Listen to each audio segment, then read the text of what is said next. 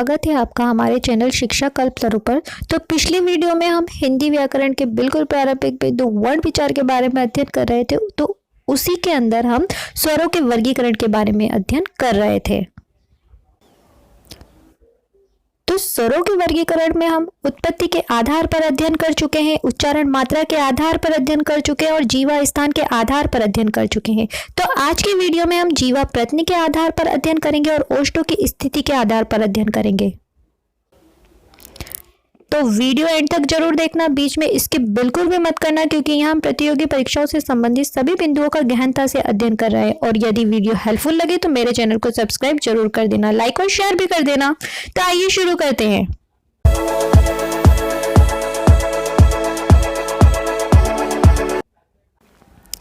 जीवा प्रत्यय के आधार पर स्वरों का वर्गीकरण। तो जीवा प्रत्यय के आधार पर स्वरों को 4 भागों में बांटा गया है: संवृत, अर्धसंवृत, अर्धविवृत और विवृत।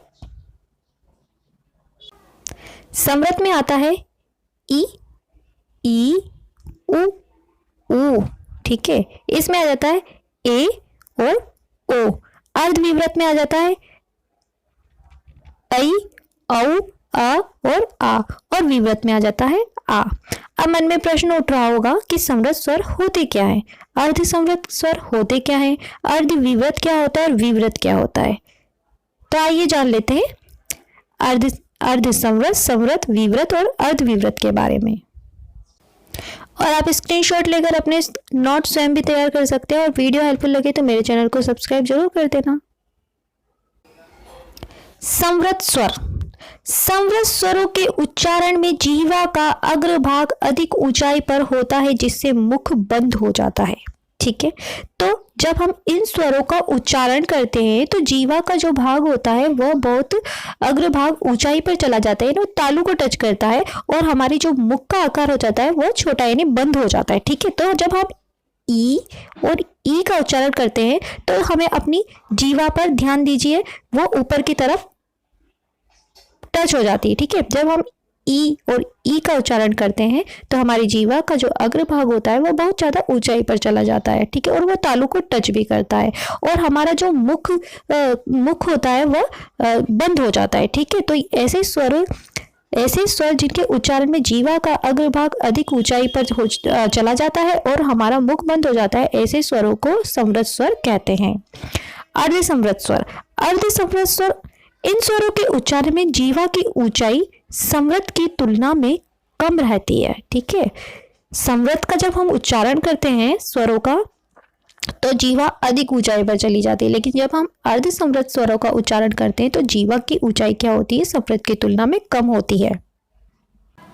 और अर्धसंवृत स्वरों के उच्चारण में जो होता है हमारा मुख होता है वो आधा बंद होता है। ठीक है, संवृत में जब हम ई और ई का उच्चारण करते हैं तो हमारा मुख पूरा बंद होता है, लेकिन जब हम ए और ओ का उच्चारण करते हैं तो हमारा मुख आधा खुला होता है। ठीक है ना, आधा खुला और आधा बंद होता है। जब हम ई का उच्चारण करते हैं तो मुख बंद हो जाता है, और जब हम ए और ओ का उच्चारण करते हैं तो हमारा मुख खुल जाता है, और हमारी जीवा की जो ऊंचाई होती है वह संवृत स्वर की तुलना में थोड़ी कम होती है। तो ऐसे स्वरों को अर्धसंवृत स्वर कहते हैं।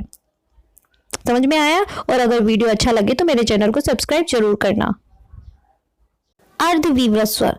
इन स्वरों के उच्चारण में मुख पूरा खुल जाता है, जैसे कि आ।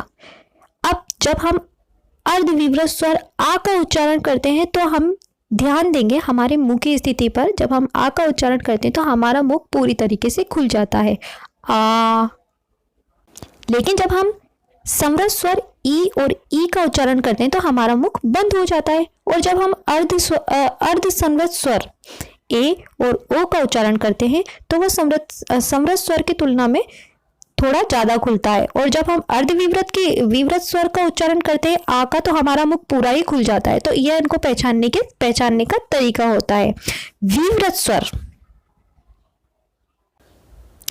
विवृत स्वर इन स्वरों के उच्चारण में मुख अर्धविवृत स्वर से थोड़ा कम खुलता है तथा अर्धसंवृत से अधिक खुलता है। ठीक है, तो वह कौन से स्वर कहलाते हैं? वह विवृत स्वर कहलाते हैं, जैसे कि अ, आ, ओ, ए और औ। जब हम इन स्वरों का उच्चारण करेंगे तो हमारा मुंह थोड़ा कम खुलेगा, ठीक है।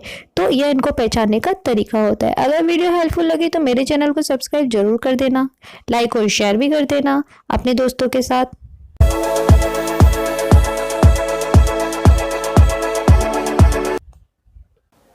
तो स्वरों के वर्गीकरण में 5 प्रकार है। ओष्ठों की स्थिति के आधार पर स्वरों का वर्गीकरण, ठीक है। अब इसमें 2 भागों में बांटा गया है, व्रतमुखी स्वर, ठीक है, और अव्रतमुखी स्वर। अब व्रतमुखी होते हैं उ, ओ और औ, और अव्रतमुखी होते हैं आ, ई, री, ए, ऐ, ठीक है। अब इनको पहचानने का क्या तरीका होता है? इनको पहचानने का तरीका होता है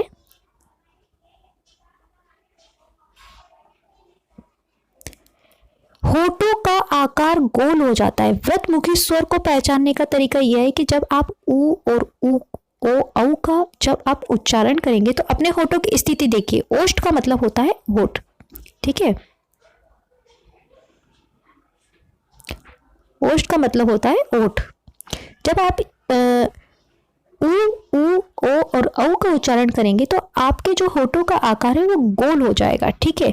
लेकिन जब आप अव्रतमुखी स्वरों का उच्चारण करेंगे आ, ई, री, ए, ऐ, तो आपके जो होठ हैं वह होठों का आकार गोल नहीं होगा, ठीक है। तो इनको पहचानने का तरीका यही है कि व्रतमुखी में होठों का जो आकार हो जाता है वह गोल हो जाता है और अव्रतमुखी में होठों का आकार गोल नहीं होता। अगर वीडियो थोड़ा भी हेल्पफुल लगी तो मेरे चैनल को सब्सक्राइब जरूर कर देना और अपने दोस्तों के साथ शेयर भी कर देना। इसके आगे का जो अध्ययन है व्यंजनों का वर्गीकरण वो हम अगले वीडियो में पढ़ेंगे, क्योंकि वीडियो बहुत ज़्यादा लंबा हो जाएगा।